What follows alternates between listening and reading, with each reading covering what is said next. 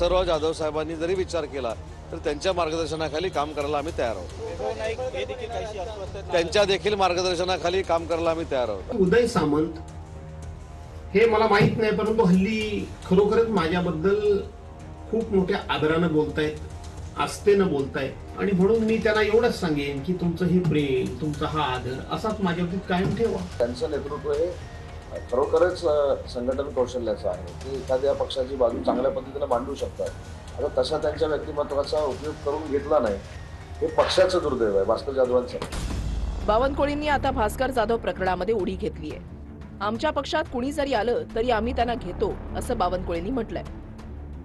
आमच्या पक्षात जर कोणी आता म्हटलं संघटन पर्वामध्ये आम्ही येतोय तर आम्ही त्यांना घेतो, पण आम्ही काही भास्कर जाधवबद्दल चर्चा नाही, त्यांच्याशी बोललो नाही, त्यांना त्या ठिकाणी कुठला निर्णय घ्यायचा त्यांनी त्यांचा निर्णय घ्यायचा आहे। त्यामुळे मला असं वाटतं या प्रकरणात काही अर्थ नाही। भास्करराव हे माझे अतिशय जवळचे मित्र आहेत आणि ते काही अन्याय सहन करणारा तो नेता नाही आहे। निश्चितच भविष्याचा त्यांनी काही विचार केला असेल त्यांचं स्वागतच आहे। कोकणामध्ये शिंदेची शिवसेना सध्या ऑपरेशन टायगर राबवत आहे, मात्र यापुढे यात सतर्कता बाळगू असं नेते म्हणाले। अनेक मोठे नेते शिवसेनेमध्ये प्रवेश करतायत, मी कुणाचंही नाव आता घेणार नाही असं सामंतांनी म्हटलंय। ऑपरेशन यशस्वी होऊन पेशंट बरा झाल्यानंतर ऑपरेशन टायगर बाबत सांगणार असं देसाईंनी म्हटलंय।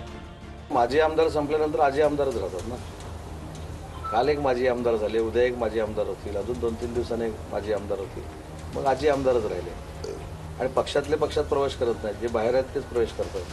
त्यामुळे त्यांची नावं मला आता घ्यायची नाहीत। समोरची माणसं सावध होत आहेत आम्ही असं काही बोलल्यामुळे।